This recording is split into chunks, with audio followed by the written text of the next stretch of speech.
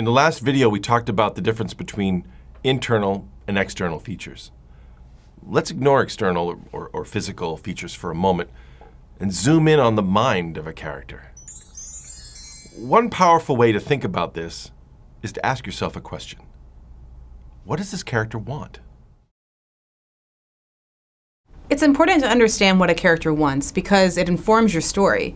If you don't really know what they start out wanting, it's hard to take them somewhere on a journey. And that's what stories are all about. When you pick a movie, any one of your favorite movies, you can actually probably kind of like skip to the part where the character says, I want to do this. I want to be champion, I want to be king. I want to be the greatest chef in the world. Characters get to have that goal and they will work every day, every second of the day in their story to make that happen. Wants drive a character to act.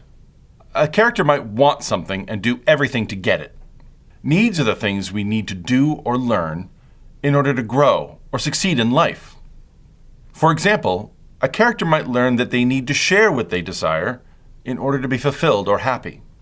The distinction between what a character wants and what they need is important when you're building a character. We all have those things we want. Oh man, I love that new car, or I'd really like, oh man, I'd love a VR machine, that'd be so cool. But what I need is probably to feed my family, and what I need is probably to have good relationships and things like that. Oftentimes, I think needs are something that we don't like admitting. It's eating your vegetables. You want to just go for those sweets, the things that make life easier, but we have to sometimes do those things that we don't want to do. And in the end, it makes for a full course meal, if we're going with this food analogy. And I think in a character, it's important to have those needs, and even have those needs sometimes conflict with the wants, because it makes our characters stronger and makes them have to go through trials that turn them into a more well-rounded character.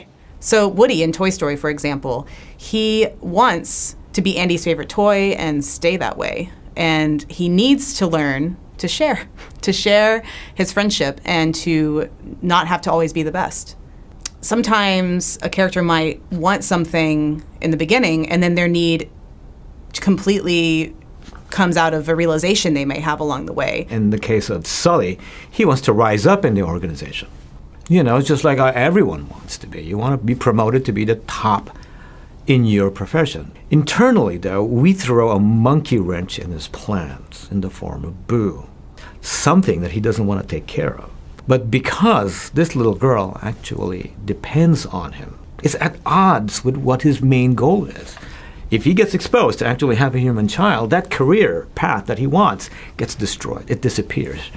So the thing that he values, that he says he wants, and the thing that he has to take care of right now are going to destroy each other. His heart actually softens because he starts to care about Boo more than he cares about his career.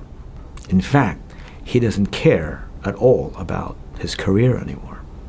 And he will choose what he needs in his life is connection, a connection to another person. He wants Boo in his life.